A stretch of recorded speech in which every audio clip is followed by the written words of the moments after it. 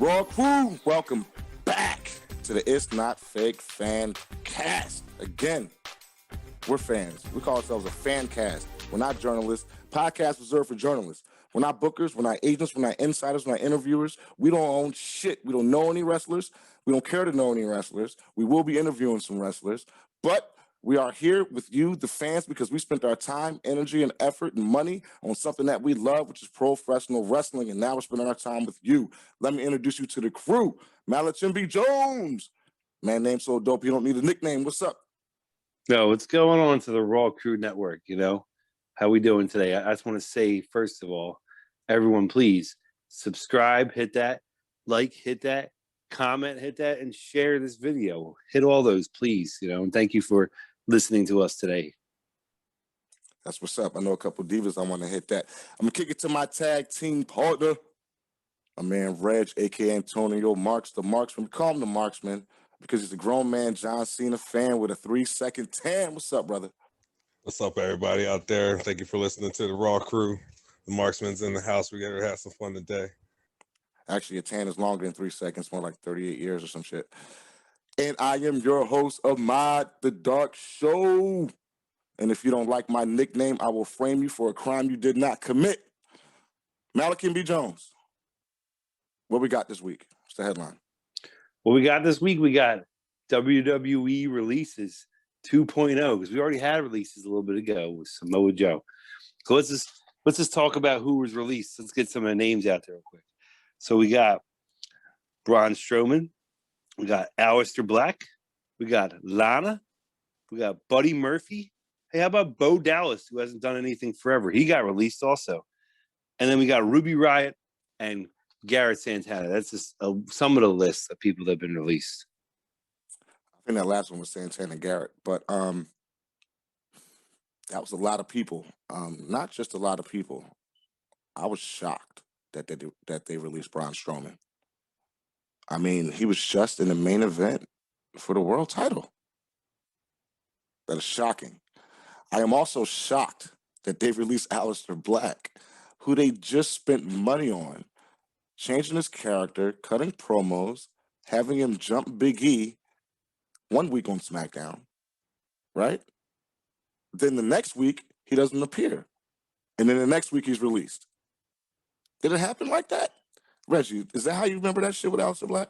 That's exactly how I remember everything with Aleister Black, because they just had him cost Big E the IC title in Apollo Crews' last defense in that fatal four-way, and it just doesn't make any sense. Like, it definitely seemed they were setting him up for at least a rivalry, not to just drop him right out the back door.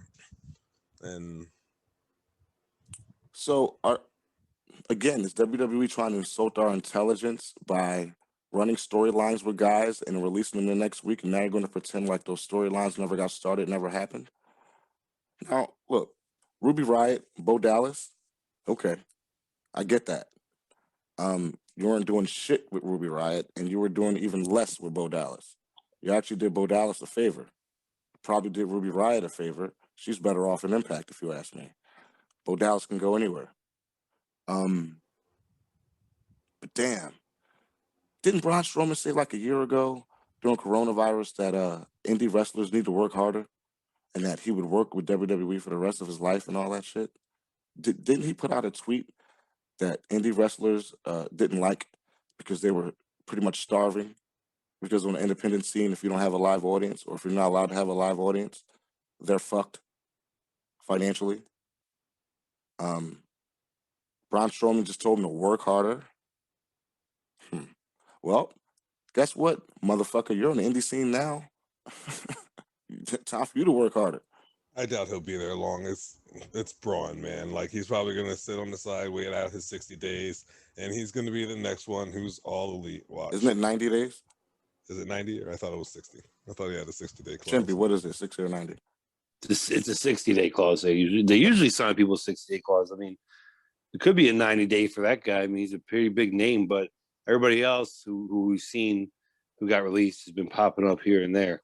I think this shows the colors of WWE. Like, you know, a lot of people were like what you just said. Oh, you got to work harder in the indie scene. Well, maybe WWE didn't work hard enough with that guy. That's why they fired him. They're like, you know what? You're not one we have. And he's over there like, you guys didn't give me anything. You put me in a triple threat match twice. You want me to run around like a choo-choo train. You didn't kind of try to build my character up. Aleister Black, a lot of things are coming out online now of things he wanted to do. What do you hear this idea? Aleister Black, Finn Balor is the Demon, Bray Wyatt, and The Undertaker like being their mentor and their manager. That's the idea that Aleister Black gave WWE, and they did nothing with it. A lot of these guys that got released are going to have to go to the Indies. I hope that a lot of them get the story that Drew McIntyre has. Drew McIntyre went to the Indies when he got released, became great, better than great, and came back to the promised land and won the WWE Championship. I hope that these guys stick it to WWE and show them, like, look, you let go of me, and I'm the next big thing. I think they don't. WWE as a whole doesn't always give these guys a fair shot. They do great. They do great storylines with different people, but some people I think go overlooked. That's what I'll say about that. I think Braun would actually make a pretty good fit in Impact, to say the truth, instead of going to AEW. Like there's so much more they can do with him over there. Like the AEW doesn't need him.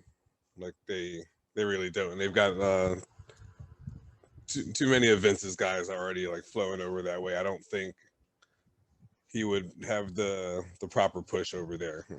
It's easy to get him on camera, how to keep him on camera. AEW is a little too crazy for that.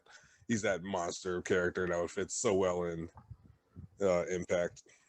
Even like have him go head to head with Big Cash, the two of Vince's giants. Somebody could actually look him in the face, that would make like for a great match over there, and somebody who could actually give Moose a little run for his money power wise. That would also be nice to have over there in Impact. So now there's a bigger monster than Moose. Moose like, whoa, now what? Something for him to conquer. They could do so much more with him over there. What do you think? I don't know. I could see him maybe taking some dates, maybe in Japan, before he makes a decision. I think a guy like that, a monster like that, like Japan loves grabbing guys like that, like real big American dudes, and bringing them over because it's like it's a shock to the audience. So I think he might do some stuff over there, but I think he ultimately probably end up in AEW, because didn't Mark Henry bring in Braun Strowman to the WWE? He did. He put him on, so he's going to put him on with Tony Khan. So if he put him on with Vince, why wouldn't he put him on with Tony Khan? Why wouldn't Mark Henry be on the phone with Braun Strowman right now discussing terms? All right, come on, that's his man. And Mark Henry obviously got a contract with AEW. Man, best believe Braun Strowman is going to AEW probably. He might work some dates somewhere here and there or something like that, like Andrade was rumored to be. But speaking of that, we'll get to that later. But I think for the most part, he's tight with Mark Henry. Mark Henry's in AEW.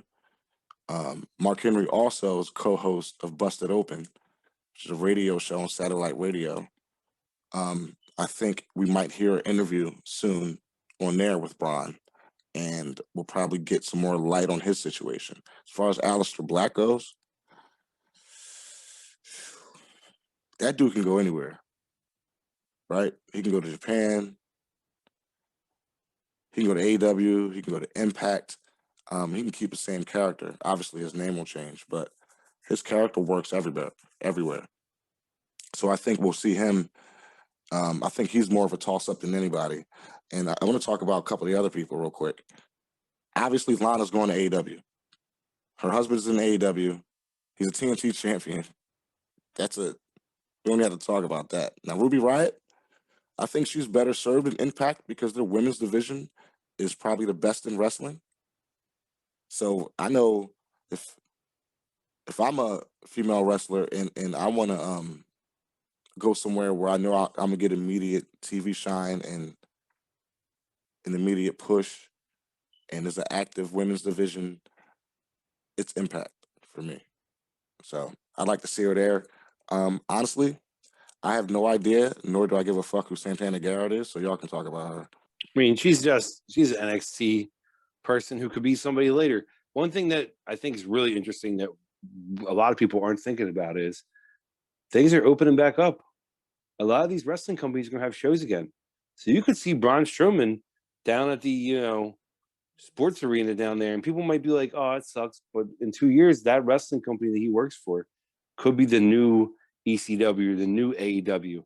So this is a time where if I was a booker, I might be like, hey, you just got released. I can't give you what Vince McMahon give you, but I can see where we go from there, because this could be a guy who blows up a company. Think about, MLW. MLW has some great stars. What if they get Braun Strowman there? Or what if Aleister Black goes there as Tommy Gunn? That would be a big thing right now. There's a lot, like in the world of wrestling, there's always a balance. And I think that the balance is going different to, we don't know what's going to happen. And I like that as a wrestling fan, because that's where the fun is. Not knowing what's going to happen is the fun out of everything. I love how we're actually legitimately throwing Impact into the total running now. Like they're like revamped as this wrestling company that they just weren't like before, and now it's like actually a legitimate career move for some of these guys to go there and get this bigger exposure, because they have a lot more exposure now. They're beginning actually on the right page. Yes and no. I mean, I've been watching Impact for a long time, so they've been there. They just had to solidify a TV deal. They went through the whole Dixie Carter thing. Once they got away from the whole Dixie Carter thing and got a better TV deal than that bullshit that they had before, they're just more settled into their product and had to find themselves. But I mean, Impact was really good a few years ago. They fucked it all up, but I guess you're right. I mean, it's better than it was, and they've brought themselves up. But they've always been one of the top four or top three until AEW came along and made it four, I would say. I don't want to. Yo, did Bo Dallas get released at the same time as all these other guys? Yes, he did. So, Bo Dallas, speaking of Impact, would probably be better served off in Impact also. God, yes. For a lot of reasons. AEW, I think, they have a lot going on with all the wrestlers, and the guys who aren't in storylines kind of fall to the wayside. And you can't keep debuting people, because it seemed like AEW debuts somebody a couple times a month or something. You know what I'm saying? So I think that's going to run its course and get stale. And a guy like Bo Dallas, I don't know if people are hyped to see him. I think you work him in the Impact and have him do some things. Impact and AEW work together anyway, but I could see him going to Impact. I don't know. What do you guys think about Bo? Reggie's more of a Bo Dallas fan than any of us. That is like the furthest from the truth thing you've ever said about the Marksman, man. Like, Bo Dallas annoyed the hell out of me for years, and God, I'm so glad to have that high-pitched voice motherfucker. Well, I believe your day is done. How about that? That's all I got to say about Bo Dallas. He can go to Impact. He can go wherever he wants. He can go to ROH probably. I think would be better for him. Get some more. I don't know. He needs that more indie exposure. He's just a child of the game that that was up there, generational talent. You are hating on Bo Dallas of all people. NXT champion, works hard, has always worked hard. You hate NXT champion, nothing made me madder than when he beat Big E. That was Big E's first legitimate loss. And that made me so mad. Yeah, that's exactly why I couldn't stand Bo Dallas. I think he will be the only person on this list out of all the people that will not be going to wrestling. Bo Dallas lives on a farm, so he gets everything out from the farm. And him and Liv Morgan, who were a couple, they do real estate. So I don't think, unless he popped, like if he did pop, that would be a big thing to see him in a suit walk into the ring on Impact with somebody from Impact, like somebody with him, like setting up a new stable or a new tag team. That would be a big thing. And that's something we haven't seen. We've seen, Finjuice come from Japan to come to Impact. For WWE to get somebody to get, this got released would be a big thing. But I don't think Bo Dallas is the one. I think Braun Strowman could be the one out of all these people. There's a lot of pop. This is the first time in forever When people usually got released, oh, they're going to be on some independent ding dong show. Now it's like they get released. You got two other companies waiting to snatch them, and then all the other independent companies, and then you got New Japan and all these British companies across. I think it's the first time in a long time where us as wrestling fans haven't seen that in forever. It was just like WWE dominates everything. Yeah, I don't know if Impact can afford Braun Strowman right now. I don't know. Braun's going to come with a hefty price, I think, and I think AEW can afford anything. So anyway, so we'll use that. Actually, AEW can afford anybody. To segue into our next topic, which is what is it, Chimby? Our next topic is Mr. Andrade debuting with Vicky Guerrero on, this past Dynamite. And I mean, that's fantastic in my opinion. Yeah, speaking of people getting released and going to AEW, not only does it work, he got to keep the part of the name that's recognizable to wrestling fans, the casuals. He just stuck a first name on that, but they're definitely going to let him work. That man got talent, as we saw when he was in NXT. We saw a lot of that in NXT, former NXT champion. Him and Johnny Gargano tore down at TakeOver. We were actually live there in person, Reg, in Philadelphia. I think this is great for their company. This is great for him. It's going to give him a lot of exposure. I think they're going to give him a lot of mic time for him to talk a lot of shit about where he's coming from, because I believe his WWE experience, at least in recent months and years, has been a bad one. So I think he has a lot to get off his chest. He's about to marry Charlotte Flair. Are they married yet or no? No, they're not. I think they're engaged to be married. They're not. That's not his wife yet. Not yet. Well, it will be. So that's going to be a interesting dynamic. I love it. Where does he go as far as feud-wise? Again, I said it earlier, AEW got a lot of storylines, and if you're not in those storylines, they really don't have a lot for you. So we'll see where they put him. What y'all got for that?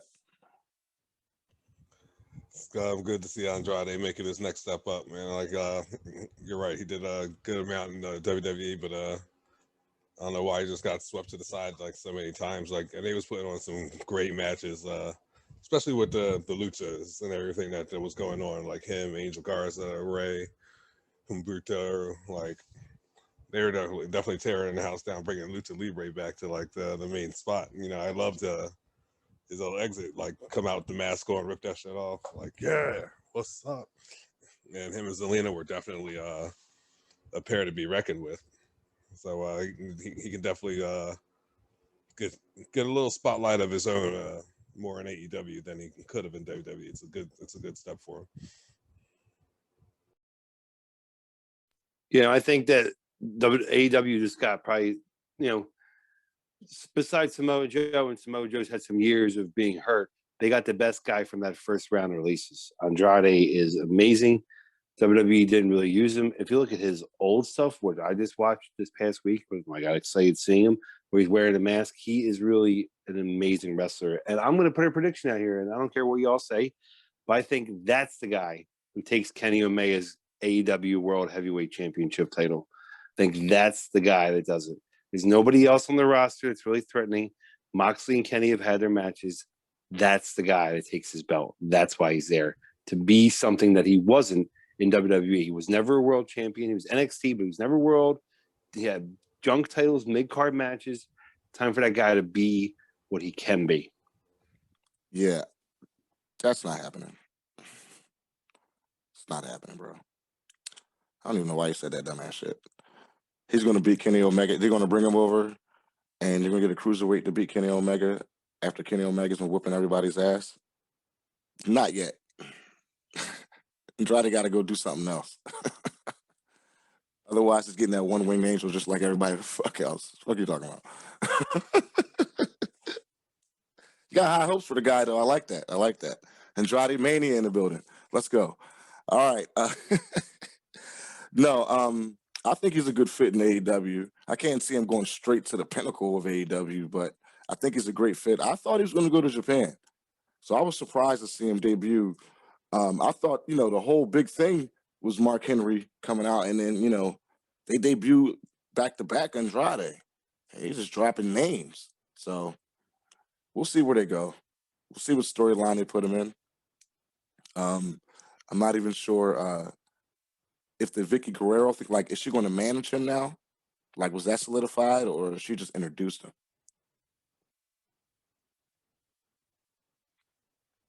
It looks like that's going to be his manager. That's what it looks like to me. Okay. It does. I mean, it wouldn't make like she doesn't really have like she's a manager in there. She has one person. I think just one that one. I can't remember her name right now.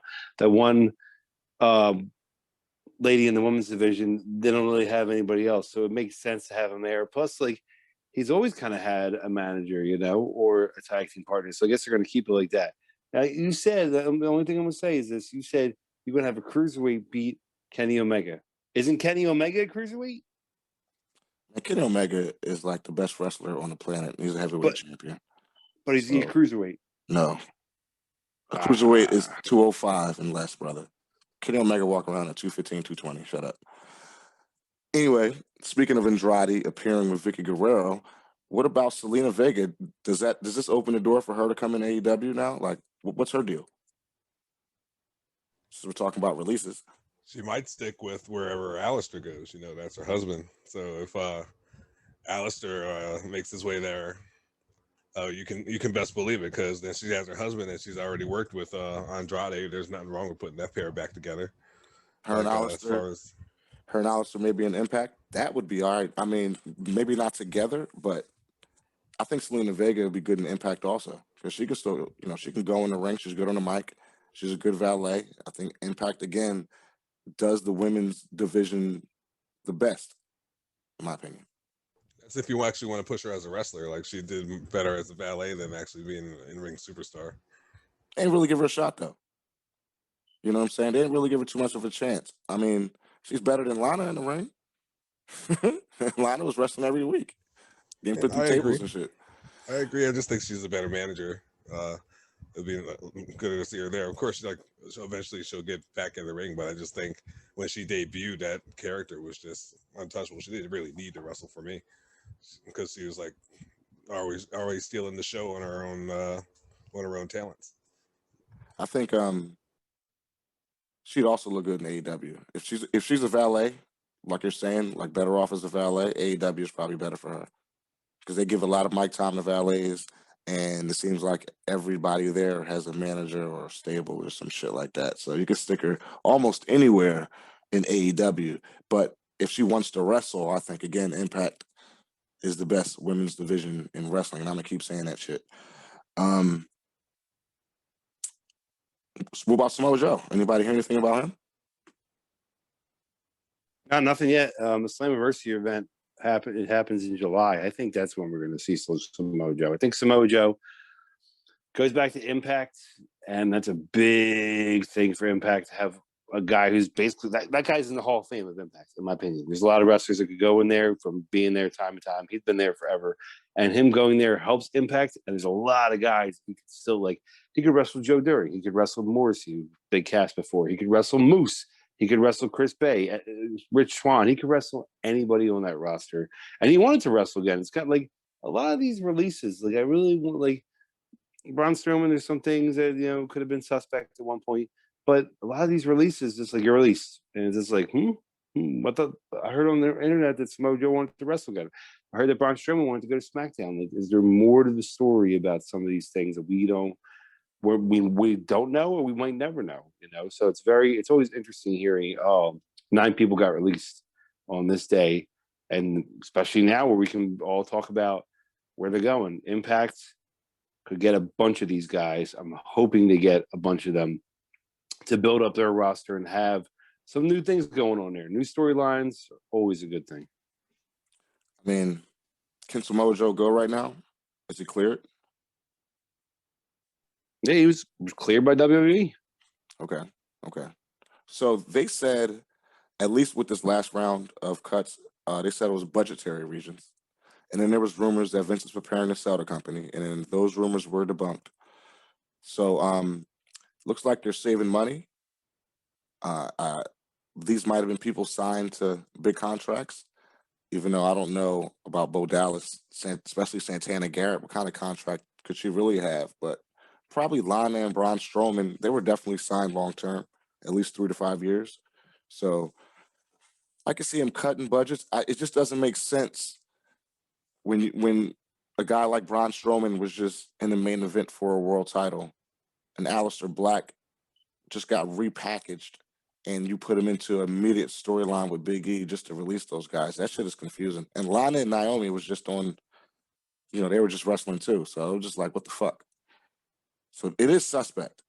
Very, very suspect. But hey, what can we say? Let's get on to our next topic, man. What are we talking about?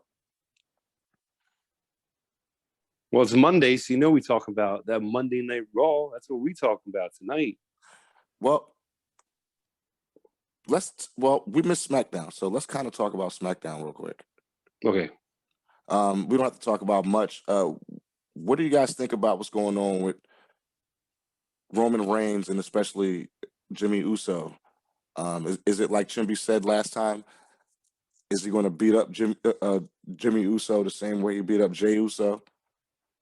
Just to teach him a lesson, to show him who's the head of the table. He told him, go get them world titles. It was a DQ because Roman Reigns decided to come in and whoop some ass. I don't know if he's proven a point, but it looked like the way Jimmy Uso stormed out because Romans wouldn't let go of the submission hold. It seemed like I think that was on Dominic, right?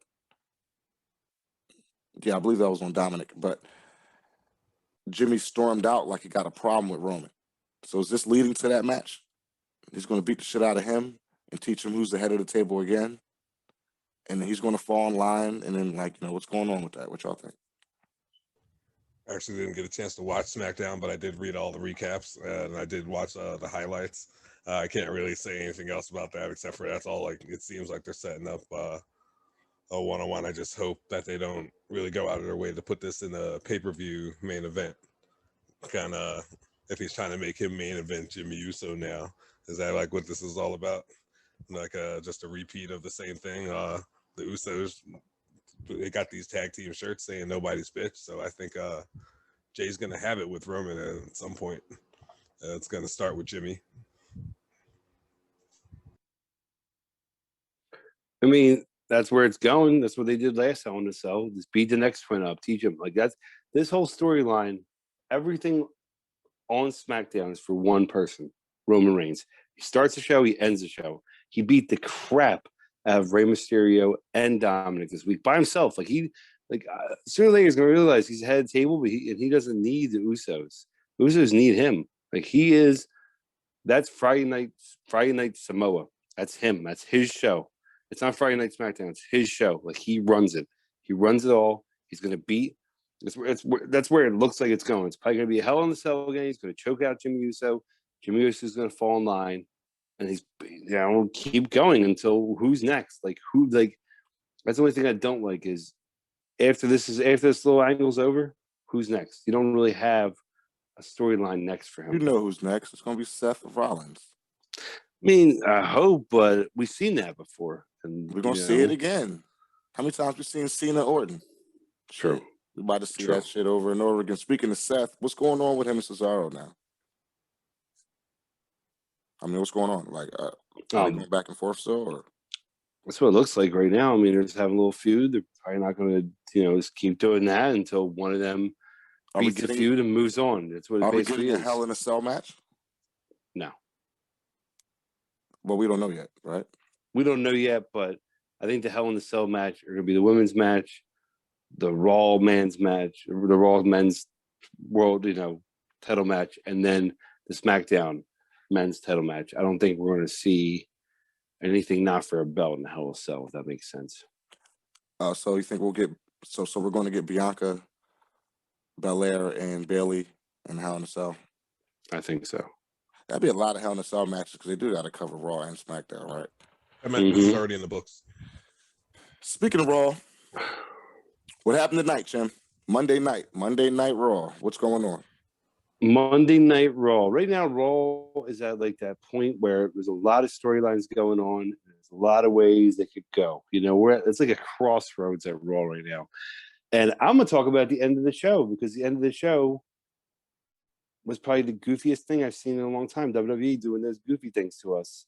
So Shayna Baszler gets beat by Reginald because of flames coming out of the cross pose at the during their match. The end of it, Alexa Bliss has Shayna Baszler in the ring to have an interview. The interview turns extremely weird. It's very odd. Shayna Baszler gets out of the ring because things are exploding and flickering lights are happening. And then we see a run backstage, more flickering lights are happening. And then she looks in the mirror and that little little creepy doll Alexa Bliss has, is in the mirror. And then Shayna Baszler screams, lights go off, and the show ends. That was the end of Raw tonight. It was so funny. Like, I don't know exactly what they're trying to do with this Alexa Bliss, or if they're trying to set up somebody else to debut for this Lily character or something. It was a stupid ending to Raw. I waited all night for that. Let me ask you this though. Let me ask you this. With all this creepy shit going on with Alexa and Bray or whatever, where are they going with this? And for how long? Who's the what's the match? What's going to be the payoff match? What's the matchup here? Help me out. I think what it's going to be is this is Alexa Bliss's character now. This is who she is, and she's think about it. Keeps moving up. She beats Shayna Baszler. That's a pretty big person to beat up. She keeps going and beats Nia Jax. She's only a few people away from fighting for the title. And then what? Then do her creepy stuff work with Rhea Ripley and she becomes the champion? We could be possibly hearing that by summertime. Is she taking over Bray Wyatt's character? It looks like it. Did she just steal this motherfucker's whole storyline, gimmick, character situation? It almost seems like well, not her fault, but Cody became Stardust to a point. You know what I mean? Just fully enveloped in this character, that they got from somebody else. But where does this leave Bray? Crickets. No one's seen that. That's the thing about it. No one has seen Bray since his last match, which was months ago now. He's taking a break. It looks like for a little bit. We might pop up at some point soon, but I think they're also waiting to have fans there. And then think about this. What if Bray Wyatt wins Money in the Bank? That helps him out. And that's why I think they're holding off on that. And it's also, yes, people do think about, Bray Wyatt when they see Alexa Bliss or anything, but she's still on the swing set. She's not in the Firefly Funhouse. She's in her own little spot. It's kind of helping her recreate something. And I think she enjoys it. When's the last time you saw somebody have, in WWE, not other companies, have mixed personalities and be crazy, scary looking? You haven't seen that in a long time. But what about Bray? Where is he? What's he doing? And how does he fit into anything? The Fiend. What the fuck? I mean, it all started with him in the Firefly Funhouse, so it just seems like while he's away, maybe away where? I don't know. He'll be just at home taking care of JoJo and the baby. No, I'm saying storyline wise, what do you bring him back to beat up Alexa Bliss? How does he get revenge on this bitch? He gonna whip her ass?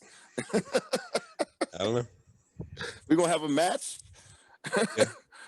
That's what I'm saying. What's the payoff for Bray Wyatt? Is there a payoff? WWE leaves us hanging a lot, but he can't leave us hanging with this. I think the payoff could be that, they have for so long keep developing their characters farther along. And I think the thing that's going to develop is you're going to find out that's not Alexa Bliss that we've been seeing. It's Bray Wyatt who's possessing her. And it'll be something that's even crazier and just keep going. You think about it. I used to be the guy who comes out little lanterns coming from the swamp and everything. Now he looks like a freaking monster out of a horror movie. So they keep moving along their characters. That's what I think happens at the end of all this. Alexa Bliss like falls down crying, like what's going on, and then you see the demon come out, or see him come out. You're like, what's this? Why is Bray Wyatt? Why is Bray Wyatt here? And they're like, oh, I've been possessing her. That's been me the whole time. Man, you should be a booker, first of all, because your ideas are better than what the fuck I see on my television. But again, that shit ain't happening. She just buried the fuck out of that dude, man. The WWE, to a bigger extent, been burying this motherfucker since he been there. Like, why do this to this dude? Like, why bring in this crazy character that everybody, every fan felt some type of way about? Whether you liked it or not, it impacted you somehow. Because it was new, it was fresh, it was cool, it was scary, it was funny. We were waiting for the next shit with it. And then look back, the whole the red light match, the red light special match against Seth Rollins. That was some bullshit. But we even got past that with it, right? Then you job him to Goldberg in Saudi Arabia after he wins the title. Immediately after he wins the title. Horrible. We even got past that bullshit. Got past it. We all right with it. Because you put him in, again, with Randy Orton. Job him to him. I don't know why. Before that, didn't Matt Hardy beat him? Did Matt Hardy drown this motherfucker? Who drowned the Fiend in the water? Braun Strowman. That was Braun Strowman in the swamp match they had. That's right. It was Extreme Braun Rules. Strowman. Yeah. So he jobbed him to him. We got past that. All right. Then the Randy Orton thing. And then not only, it seemed like they jobbed him out to Alexa Bliss. That's the way I feel. So I don't even know what to say about this man's character. He must be the most frustrated fucking wrestler in history. Either love me or leave me alone. Right? It's either bury me like you do everyone else or push my character like you do some of those people. But they in between his ass all the time. No, push his character. He'll be the Wyatt family leader, push his character, and then bury his ass on pay-per-view. Why do you spend so much time, effort, and money into the promos, into the build-up, into squash matches week after week to job them to older wrestlers, more already established wrestlers on pay-per-view? Now you're jobbing them out to women. What I say about Sam McCallum, if you lose to a hoe, you're a hoe. They turned Bray Wyatt to a hoe. The Fiend, he's a crack fiend. What the fuck, man? Nobody's scared of him now? Who's scared of him? Who the fuck is scared of the Fiend after I watched everybody beating even a chick? Not only did the chick beat him, the chick walked in his house, whooped his ass, took all of his possessions, took all of his shit, and said, you know what, get the fuck out my house, kicked him out the house, took over his whole crib, now he on the street. That's what it seems like. Alexa Bliss' little ass went in there and bogarted Bray Wyatt for his character, storyline. She stole his fucking doll. I'm gonna take your toys, nigga. Like, that's crazy. How do you think Bray Wyatt feels? And he might not be mad at Alexa Bliss. I'm not saying that. He should be mad at booking. They've been misbooking this dude forever. I don't get it, yo. I don't get it. Like, how's the Fiend supposed to be scary now? Nigga, you just lost to a bitch.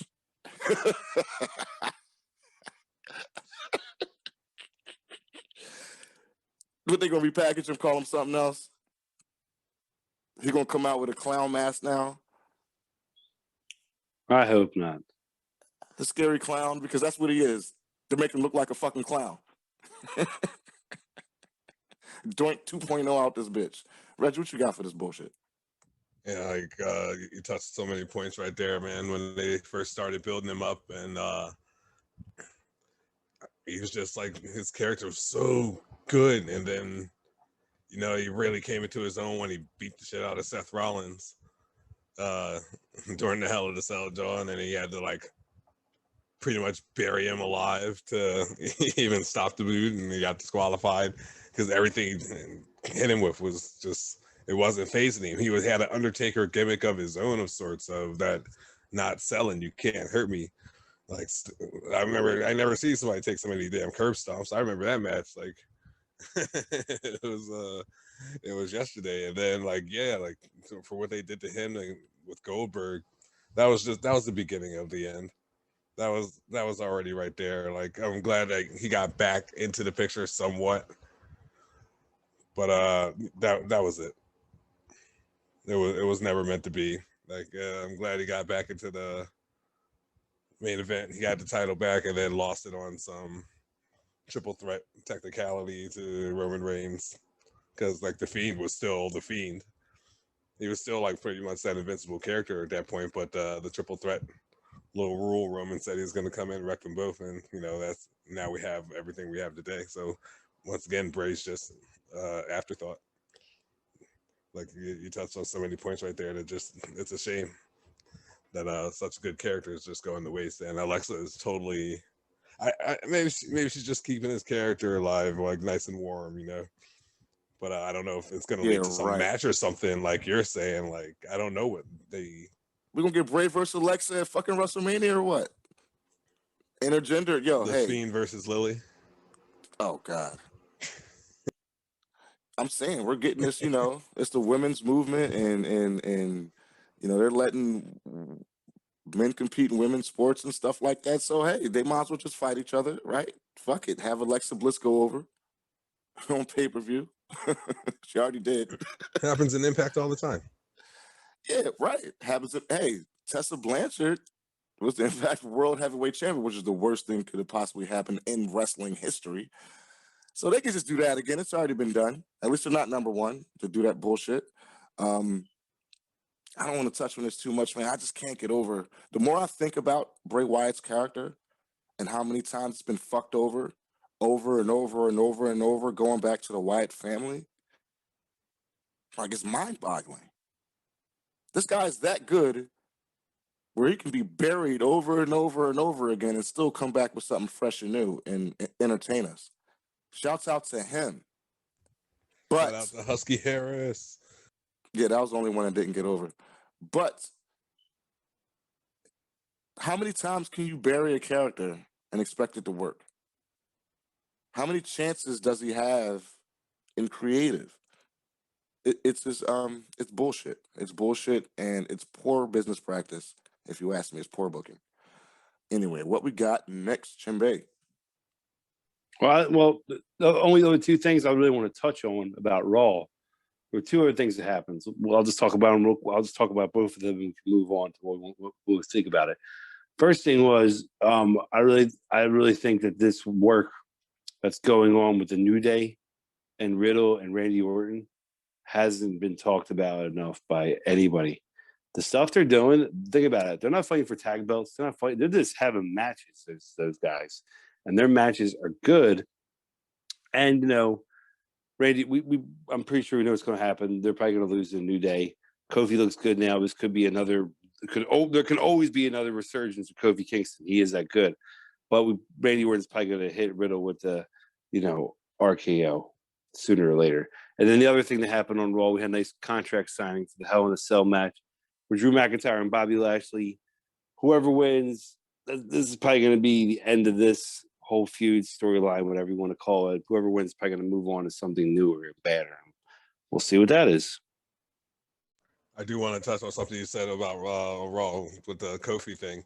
Now, it has nothing to do with the New Day versus RK Bro drama. I'm more talking about on that nice little promo that MVP cut with Kofi, trying to get in his ear and get him back into the championship picture. He said, why Kofi Mania ended? Because you let it.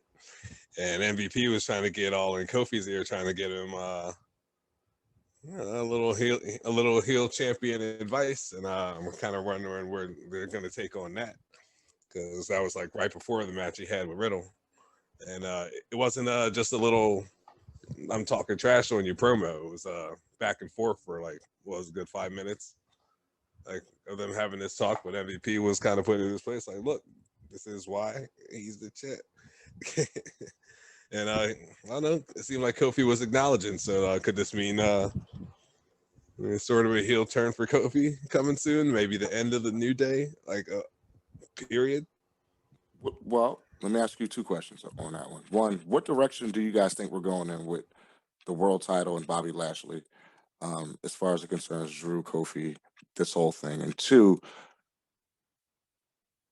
I don't think that they're going to turn Kofi heel, but if they do, you think what they're going to try to repackage like a new Hurt Business type situation? I mean, if Kofi's going after the world title, why would he join up with MVP? I don't know. Maybe just to get back in the singles title picture, just like Big E. You know, like maybe the New Day is. He wants the world title. You know what I'm saying? He wants Bobby Lashley in that world title. So he's not. I don't think that's the direction they're going. I think Kofi is getting set up to get pinned. Period. I mean, I think this is just a match that's going to happen sooner or later, especially on a pay-per-view. Kofi Kingston can still go. Will he win the belt? I don't know. It's hard to say right now with what's going on. You got to think about something. Big thing happening soon. Fans come back. Now, if the fans want Kofi to win, Kofi's going to win because WWE might start doing that because they haven't, they've been doing the Thunderdome for what, over a year now, I think it is. So they want those fans to be there. That could really help them out. Do I think he's turning heel? I don't know either, because that's one thing since they've broken up the Hurt Business, that's one thing that there's a lot of things in wrestling that happens, and you can see other fans when something happens that upsets them, they speak their mind. And when the Hurt Business broke up, everybody went, huh? Why? It was all good all summer. There was nothing wrong with it. The way they kind of broke it up, they didn't break it up like, they didn't really do much with it. They really didn't do anything with it. It wasn't like the Nation of Domination where Rock beat up Farouk. They didn't really do anything. They kind of were just like, we're just going to split everybody up. That's it. Lose your belts. That's it. It's over. Well, didn't Bobby Lashley whip both their asses? He did, but they didn't really have a full-on. They could have had a big storyline for it. Like you just said, he whooped his asses. Why? You know what I mean? There was no storyline. They kind of just ended things. And I think they, if they did that, they kind of were like, oops, we messed with all these fans because everybody on the internet's being angry about it. Where I think that they like, okay, maybe we'll do another Hurt Business, but what if it's like Kofi, Bobby Lashley, all these dudes are like nothing against Sheldon and Cedric, but like those guys they never won that many belts. I mean, they're not like Kofi Kingston is a future Hall of Famer, in my opinion. He's a future Hall of Famer. He's won belts. He's done a lot in his career. He deserves to have, that deserves to be, if they're going to do stable again, Her Business is going to be somebody big, big, big. I cannot see Kofi getting over as a heel. You're going to kill his momentum, I think. I mean, he's a lifetime face. I can't even picture a promo with Kofi being a heel. The New Day was heel at one point. It barely, was very short-lived. Barely heel because they got over right away, and they were getting cheered, even if they were heel and doing heel tactics, which was hilariously funny at the time. I ain't gonna front. That shit was entertaining. They were getting fucking cheered. People were screaming "New Day rocks." When they first won the World Tag Team titles, I think they beat who did they beat? Oh my god, it wasn't the Primetime Players. I forget who they beat. It was hilarious. It was just funny. And they were supposed to be heels. But again, Kofi was in a stable at that time. He had a lot of help from Xavier Woods, and Big E had been a heel previously. I can't see him getting over as a single heel. And I can't see him going from one stable, the New Day, to another stable, the Hurt Business, and playing second fiddle to Bobby Lashley. I don't think it makes sense for his character. Well, I have a question for you then. The Hurt Business is a heel faction no matter what. Is that what you're saying? Yes. Yep. Why? For what reason? Because Bobby Lashley's a heel. And MVP is a natural born heel. So what if somebody comes back that's more healer than them and goes after Lashley? Who? Well, there's rumblings right now of somebody coming back at SummerSlam. Do you know who? Don't tell me Brock Lesnar. That's what the word is. And it makes He's coming back as a face. and he's coming back as a face. But they haven't said that though. He wants What to if he put people comes back over. as a heel? What if he comes back as a heel? Not And he against puts Bobby people Lashley. over. But I mean, being we'll a see. heel can really help put people over. Being a face doesn't really. You're putting yourself over your face. You're a heel. You're helping put other people over. Well, if it's Bobby Lashley, you don't turn Bobby Lashley face just because Brock Lesnar's coming in for a one-off match. You know what I'm saying? It's not like he's coming in and starting a storyline with somebody and he doesn't have the title. So unless you're putting a belt on him, which I hope not, I'm not really too worried about that. And if he does come back, he's coming back. If he does come back against Lashley, from what I've read, he's going to come back as a face. But I hope he doesn't come back. We don't really need him right now. We don't need him in wrestling. Should retire or do his one-off matches like everyone else does. Just don't put the belt on him. You know, I hate that because it cheapens the belt, and they've done enough with that, with the whole Goldberg and all that shit. All right, so what we got next, man? What we got next? We're gonna move on from Monday Night Raw and go all the way over across the large pond to New Japan, and we're talking about. We talked about Will Ospreay a few episodes ago, and now we're talking about what they did with his belt. So you want to talk about who took his belt? Yeah, it looks like Okada is the world champion now. We saw this coming. They wanted Will Ospreay to work through the summer and then drop the belt to Okada anyway so he can get rest and rest his injuries. Will Ospreay turned down that offer and said, I'm going to nurse my injuries anyway. We don't know what's going on with that. Again, it's not typical of New Japan to release so much backstage information or let it get out. So this could be a work, like Chimby said. But I expected Okada to be the one to pick up that title. I mean, he's the right guy. He's the safe bet for New Japan. And that's a guy who can drop the belt to anyone and it won't hurt him. It's kind of like I always compare him to Randy Orton. He's like the Randy Orton of New Japan. So I'm kind of hyped to see some of those matches. I mean, I want to see some shit. I want to see more Sonata in the main event. So maybe we'll get some of that. I'm going to go back and do some inspection on that. I'm going to watch some matches. I'm going to go back and watch that particular match.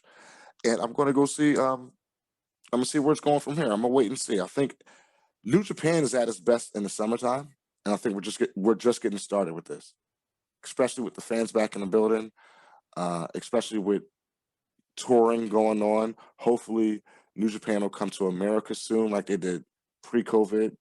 They came to America. They came to the East Coast twice. They came to New York, WrestleMania weekend, and then they came to Philly, the summer of 19. So hopefully, things are looking up for New Japan. And as far as Will Ospreay goes, we have no fucking idea. So we'll just wait and see on that. What y'all got for that? I mean, what I got for that is I think that, this makes sense. Usually doesn't always happen in wrestling where people do things that make sense. This makes sense. This guy left who's probably one of the best wrestler in your company. Who do you give it to? The other best wrestler who has been honorable, been a champion before, has amazing matches. It doesn't mind, if he went somewhere else, he would drop the belt in a respectful way. I kind of thought about this after we did our Will Ospreay whole thing. I was like, that's kind of snobby. That's kind of like what a teenage kid does. It's not very good in business. If you are the champion somewhere, you bow out gracefully.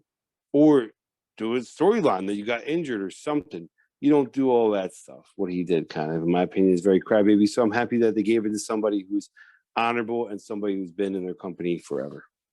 That's actually a good point. I didn't think about that. And we talked about this last episode about Will Ospreay. Those injuries weren't severe enough for him to get surgery, and he had the option to work through them. So he could have worked one match and dropped the belt. You know what I mean? He didn't just have to say, here, take the title, or here, I'm vacating the title. He could have done the right thing and dropped that title. I don't know why. Again, we're not back there. We don't know what's going on. We don't know if this is a work or not. But if it's not a work, I think you're right. I think that was a bitch move if you vacate that title and you can work one more match. Now, if he couldn't work one more match, I get it. But they wanted him to work the whole summer. So obviously he was cleared by their doctors.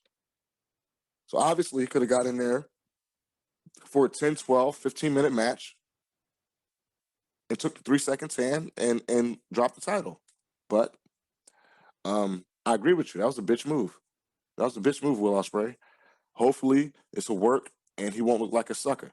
But right now that's a good point, Chimby. He looks like a sucker right now. He look like a fucking sucker right now, Will Ospreay. So let's see where this is going. You got anything for that, Reg? Now, I don't always get the drop on the New Japan stuff as often as you do. I'm going to send you the login, all right? Because you got to start watching NXT UK. And so I'm just going to send you the login so you can watch real wrestling. Real international wrestling. Fuck all that. Got those jabs in. All right. Chimby, what's up next, man? What's up next is you were going to talk about some things. Remember, you told you wanted to talk about something. Well, yeah, I actually had some things I wanted to talk about, but I want to go back to one thing, man, because it's bothering me now. It's Bray Wyatt. Are they intentionally burying this guy? So they release his brother. They don't do anything with his brother. This is the son of a legend and a nephew of a legend, Barry Windham and Mike Rotunda. I understand the whole Bo Dallas thing. You don't have nothing for him. You already got rid of Curtis Axel. I get it. What the fuck are you doing with a guy who time in and time out has proven that he's a main eventer? He's proven he's great on the microphone. He's proven his character after character after character gets over. So over with the audience that people can't wait to see him. We all forget the lanterns in the audience when Bray Wyatt came out with the Wyatt family. Man, that shit was crazy. First time we saw that, the fans did that. That's how over that shit was. The Wyatt family was so fucking over, it was crazy. But you bury that shit. Now, he fast forward to The Fiend. The Fiend was as over as the Wyatt family, if not more. Leading up to seeing The Fiend was crazy. Then when we saw The Mask, he came out with that freaky lantern and shit, with the new music. It was amazing. The crowd reaction was amazing. We were all highly entertained by The Fiend. How do you continuously bury this character? But then, and I hate to bring Roman into this, but for so long, Roman was not over with the fans. We could give a fuck about Roman Reigns with the bulletproof vest on, the combat boots with the Shield music. We got so sick of that. He was a fucking face, a super Cena face, and he got booed out every building. We felt bad for him when he got sick. Before that, though, we could give a fuck about that character. But you kept shoving that down our throats. But the shit that we want to see, The Fiend, Bray Wyatt, Wyatt family, you bury that shit. Is that like a personal thing? I mean, is that like it can't be nepotism, right? It can't be, because they're both second or third generation wrestlers. Their family worked for their companies. Both of those guys worked their way up. They paid their dues. And Bray Wyatt got over time and time and time again. Roman Reigns got over twice. He got over with the Shield, and he's getting over now. But in between all that shit, that man was not over. He was shoved. He was shoehorned.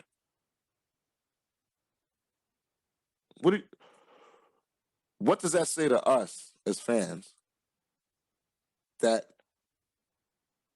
what we're supposed to just forget about every character that comes along? What we're supposed to forget about Braun Strowman being in the fucking main event a month ago? We're supposed to forget about Aleister Black interfering in a match 2 fucking weeks ago and starting a new storyline. We're supposed to fucking forget about the Fiend and how scary and how unbeatable you made him out to be. And then you buried him time and time again, literally buried him under a bunch of fucking weapons and chairs and shit. And then you bury him using Alexa Bliss. Everybody's beating him. The guy who just got released beat him. And everybody's beating that guy. What does that say about him? It just pisses me off that, and I understand you can't give us what we want all the time. You know, you got to give us some shit to boo, some shit to be mad at sometimes. But there's a difference between storyline drama and completely fucking a guy over time and time again. And Bray Wyatt, whatever his real name is, I don't know, has been fucked over and over and over and over and over again. And if I was him, man, I don't know, I'd be thinking about asking for my release. Because he's made them so much money in merch over the years. He's made them so much money just in pay-per-view draws. And like, people pay money to see Bray Wyatt. He puts butts in seats. His characters have put butts in seats for years. How do you not? Title club. How do you not? Right. That shit costs mad money too. And people have that fucking ugly ass belt. But how do you justify burying him over and over to him? I'm sure he's asked questions. I mean, we're not backstage. We're not insiders. But I can only imagine him complaining. Like, yo, like going in the office, like, what the fuck is this? We all heard the interview John Moxley did with Chris Jericho, talking about how creative is and how they did him and some of the stuff they wanted him to do. And he was like, this shit is bullshit. I can only imagine with the character that Bray Wyatt created himself that got super over, main event over, they had to give him the belt over. And then to have you fucking basically get buried in a red light match and then lose your goddamn belt to fucking Goldberg, 55-year-old Goldberg? In Saudi Arabia in how many seconds or minutes? I said last time I felt bad for Kofi. Motherfucker, I feel bad for Bray. Because that's dirty. That's fucked up, WWE. That's fucked up. Y'all need to be fucked up and be ashamed of yourselves, man. I'm gonna call Kwame Brown on WWE.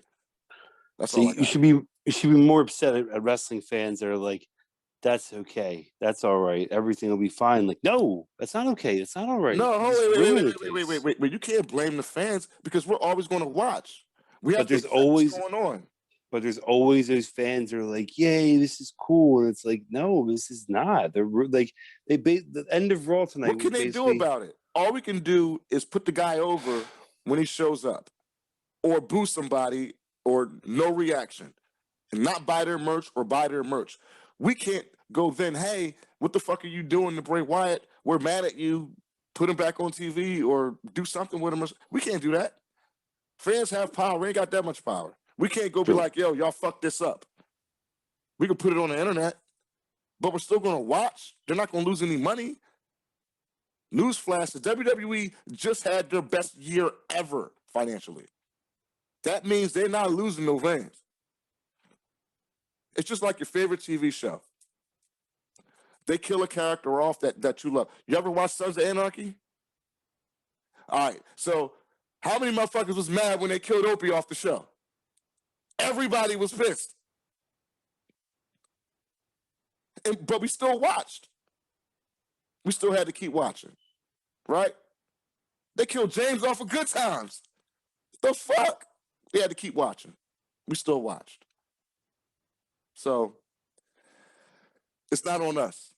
It's on them and how they're burying this man, Bray Wyatt. Again, his real name escapes me, but it's more about the real man behind the character and how he feels. He must feel fucked up about this. His hard work to get buried over and over again. His hard work to come up with this whole character, not even one character. He came up with the Fiend and then the Bray Wyatt character who was the alter ego of the Fiend, and then he comes up with like 5 dolls and a whole fucking funhouse. He comes up with the whole character, storyline, props, all this shit. And WWE is like, cool, let's put it on TV. And it gets over. It makes the money, and they're like, good, let's fucking bury it now because it wasn't our idea. Is that what happened? Vince? I ain't gonna diss Vince too much because he got the power to have me killed. But I'm saying, that's some foul shit. Some foul shit, Vince. Bookers, y'all suck. I love you, Vince. Anyway, all right, enough of my ranting. What we got next, Shimby? What we got next is one of my favorite segments, and that's Top 5.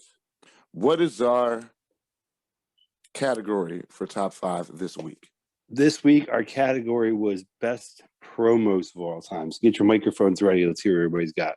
Top 5 best promos in history. I will go first because I always go first.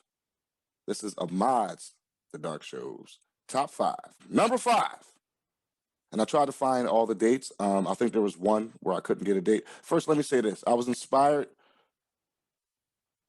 by this idea to do these top 5 promos because I was watching the Ultimate Warrior documentary, and he dropped that Hulk Hogan promo about the airplanes crashing. He was like, Hulk Hogan. Yo, that shit was hype. This is not on my top 5, though, but I was inspired to that. Shouts out to Ultimate Warrior. Rest in peace to John Helwig. Number 5. This happened on May 7th, 1994. New Jack, the O.J. Simpson promo. Now, I can't say too much on air about this one. This shit was crazy.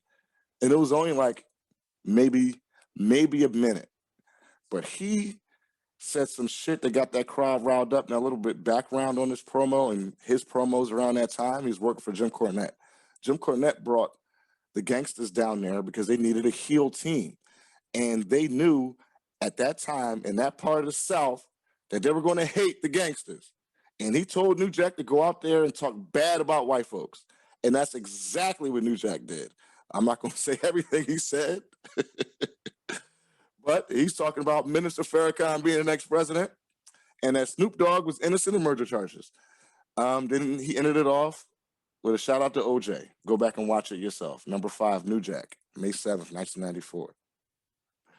My number 4 top 5 best promo of all time is Dusty Rhodes, Funky Like a Monkey. This was back in 1987. I couldn't get the date on this one, exact date, but Dusty Rhodes was killing it. This was ahead of a Mega Powers match with him and Nikita Koloff, with, I think it was Barry Windham also and someone else going against the Four Horsemen. And to a more of extent, he was talking trash to Lex Luger about taking that title. He was like, it's going to be the total end to the total package. He was talking about, like, he learned a move from John Weaver called the Weaver Lock. He started breaking that down, which is a sleeper hold. But he was like, that shit going to make you feel bad in the morning. You know what I'm saying? He said the only thing more dangerous than that hold, or the only thing stronger than that hold, is the hold on my heart. Like, yo, he's killing it, yo. That's my number 4. My number 3 best promo of all time is Scott Hall, May 27th, 1996, his first appearance in WCW. Basically, he said, you know who I am, but you don't know why I'm here. That was the catalyst to the NWO, and we didn't know what the fuck to think. That promo right there had the wrestling world shook. Shook. It was crazy. That was awesome. My number 2 happened on August 17th, 1985, and he did 2 promos that night, and they were both awesome. I'm combining both of them. It was the Nature Boy Ric Flair on WCW Saturday Night Wrestling, World Championship Wrestling it was called. It was still the NWA, and that show was called World Championship Wrestling. It came on Saturday night on TBS at 6:05. I loved watching as a kid, and this promo, Ric Flair broke it down. He kicked everything. He said all the punchlines that he has. He got hype. He talked his shit. He talked to the ladies. This was a quintessential Ric Flair promo. Go back and watch it. Ric Flair, August 17th, 1985, he does 2. He talks about Magnum TA's punk ass. He talks about Dusty Rhodes' punk ass. He talks about himself. He talks about the 4 horsemen. He kills it. He even talks about Crockett. But there's nothing better, in my opinion, and I'm sure this is on Reggie's list, because great minds think alike. My number 1 promo of all time, and it goes without saying, is the motherfucking pipe bomb by CM Punk. Is there any better promo in wrestling history? They're like, here, take the mic, go out there and say whatever the fuck you want to say. And whatever the fuck he wanted to say got him cut off. They cut that mic off because he's about to go in hard on that bullying campaign and all that shit. He's about to really expose some of that backstage shit. John Cena was laying in the ring trying to act hurt. And he's sitting there, he's like, John, I like you, but you're a fucking puppet, bro. Like, he killed that. Again, go back and watch the fucking pipe bomb. I can put that up against any promo in any sport against anybody. That is the best, in my opinion. And in everybody else's opinion, it should be. And if you're not, you're fucking stupid. The best promo in wrestling history. What you guys got for me? I know some of those were before your time because you guys were babies, but I was waiting for number 1. You know, I was waiting for number 1 the whole time. Oh, well, you didn't hear it in the other 4. I knew who I was talking to. I knew who I was talking to. I knew that when it was coming up away. Like I knew it was on your list. I didn't know if it was gonna make it as your number 1. It was the best promo of all wrestling time. Like I'm not even gonna front before I even get to my list. That's my number 1. So we already got that in conjunction. Like I mean, I like CM Punk, but I'm not a mark. I mean, but for real, that's the greatest. It has nothing to do with being a mark. If you don't think that was one of the best microphone pieces you've ever heard, like going straight from the hip, you're fucking stupid, right? You're fucking like I'm not sure you're watching a real the wrestling same stuff fan. that we're watching. Right, you're not a wrestling fan if that's not on your list. There. All right, who's next? Well, Reggie, go ahead. Since you already told us what's up. What's up with your list, bro? Oh, if you know one thing about the marksman. Wait, Chimba, you got something for that? For my list? I mean, I was going to wait till everybody's doing their list, but I like your list a lot. The New Jack one was really surprising, but that promo is one of the... That shit is crazy. That just shows you, like, if you've never seen... If somebody's like, oh, New Jack, and they see his match, like, okay, I guess he probably is not that crazy guy. And they're like, oh, watch this promo, and you watch it, you're just like, oh, my God. And the other thing I was going to say, that Ric Flair interview, was that the one where he's wearing, like, the tan khaki suit? That's what you're talking about? He's wearing glasses inside? No, he's wearing like a navy blue jacket with a red shirt. Okay, I know that one because I thought the one you were going to say was I saw that one. I must have watched 25. The birth of Space Mountain. That's when he's wearing the tan khaki suit and talks about Space Mountain. I thought it was that one, but I have nothing. I don't think I'm having anything wrong with anybody's list, but all these promos are perfect. Like there's nothing wrong with them. But I want to hear Reggie's list now. Oh yeah, go ahead, Reg. I said, my list is going to be a little bit on the mark side, so let's save your save your applause to the end. Let me start taking my notes. Number 1, I'm actually going to start with because I find it one of the funniest promos I've ever seen in my life because it still makes me laugh to this day. So I'm going to go with I believe it was a promo with. Huh? You mean number 5? Number 5, right. So I'm going back to WCW. It was, I believe it was the Outsiders. And Sid Vicious interrupted. I think this happened in November of '99. But it was when Sid actually threw himself under the bus and told Kevin Nash that he had half the brains that he did. And then I was like, I don't know, that one just like runs throughout my head. It's like one of the most unforgettable promos I have ever seen in my life. It probably wasn't even meant to go down like that, but it did. It's unforgettable. That's definitely up there with one of mine. Number 4, I'm actually going to go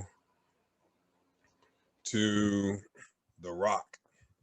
And I'm saying this because he was talking nothing but shit about my boy John Cena, but the Rock concert had to be like one of the best one of the best promos I had. And the Rock was going so long, but the way they were setting up him versus John Cena was classic, man. Both of these guys had the mic skills, and the Rock kind of blew me away with the Rock concert. So the Rock concert comes in at number 4 on the Marksman's list. And you're actually going to be kind of proud of me, Ahmad. There are no John Cena's on the Marksman's list. So we can go through the show with a little more comfort in your mind. You still found a way to get that motherfucker in there, though, talking about him. Well, it was against him, though. And I'm like talking about a promo, but I was nothing but dissing my boy. So like the fact that I got that up there, you can't really hate too much on Continue, nigga. Continue. Yeah, what do I have as number 3? I gotta look at my list again.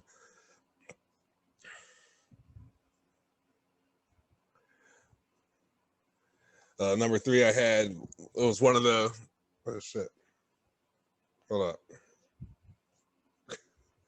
up. Number 3 was one of the promos that Shawn Michaels did setting up the match between him and The Undertaker. When he was wearing all the white, coming down from the ceiling like he's like the angel of the match. Like that bull like did some I don't know, it was just some good work on that promo. Like he had to go through a lot of work to set himself up as the heel in that match. And I think the promos he was cutting was absolutely spectacular. That was like just one of my favorites. It was one episode of SmackDown that he did that one. It looks like my number 2 got deleted, so I'm just gonna say fuck it. And you already said my number 1 was CM Punk and the pipe bomb, man. You don't get better than that. There is nothing better than that. You talk shoot from the hip, man. Like the only person that can even shoot close to the hip like that. Well, I'm not bringing in New Jack's crazy ass like you did, but that would be Paul Heyman, man. No one else can cut a promo like that. But he has so many good promos that I can't pick one of Paul Heyman's to just throw at the top there. So there's my 5 with Dick. Yeah, Reg, your list is trash. Straight trash. The Rock concert, maybe I can go with that one. That shit was hilarious. I can go with that. But, I mean, the Shawn Michaels one, I know which one you're talking about. It's okay. That's not one of the best. Not in my opinion. Like, that didn't even stick out in my mind. And I said I had a little trouble with this list, Lynn. And you didn't have a number 2, so we're going to disqualify you from this because I couldn't pick one of Heyman's. Like, I was thinking of a Heyman one, but I couldn't pick one that was better. You got to stop with these ties and you know what I'm saying, with the number. Just follow the damn rules, cuz. You have Sid Vicious on your list. Right, that was the other one. You have Sid Vicious on your list. I remember. No, I said I had the promo where he threw himself under the bus. I find it hilarious. That's a blooper. That's I a know flub. it was funny, but yeah, that was a botch promo too. Yeah, that was, come on. And anything with Sid Vicious, and anything with Sid Vicious and Kevin Nash involved in the category isn't worst match, then I don't think they should be in the same fucking sentence. So, anything from WCW 99 to when they went away is trash. It's horrible. What they did, they just let them run rampant. That promo was that's a. I mean, it's funny to watch. It's a funny promo, but I said it's only made the list because it makes me laugh. That's my list. Leave it alone.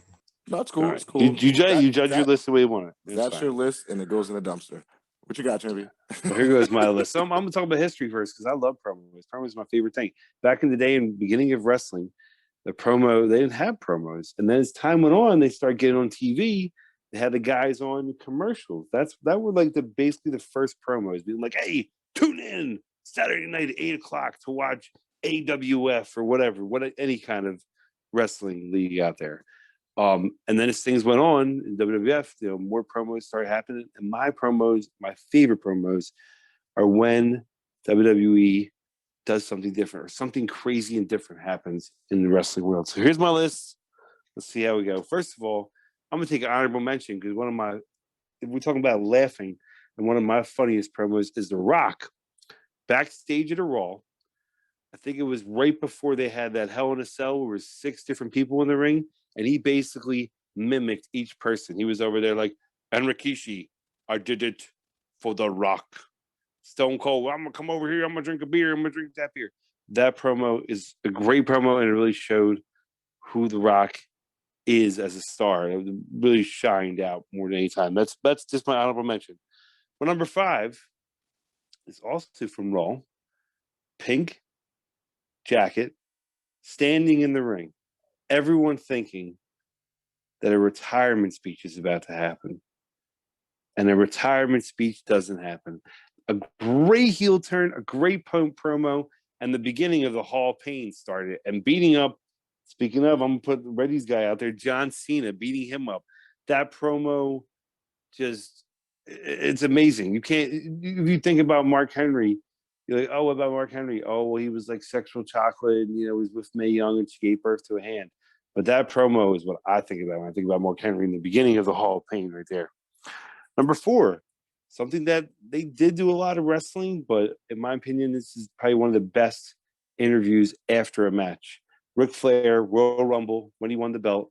That interview is just greatness. Everybody going nuts. You got Mr. Perfect. You got Bobby Heenan. Bobby Heenan called the match and then ran out to be there for that interview. That interview is great. And it's really, for somebody that, I mean, I watched WCW at some points, but if I didn't watch WCW, that would have really been an eye-opener to somebody that watches WWF. Like, oh, you've never seen WCW or NWA, you have no idea who Ric Flair is. Here's the best promo of him. Number 3, I'm gonna go to something that a promo that helped the character get over more than anybody. King of the Ring just beat Jake Roberts.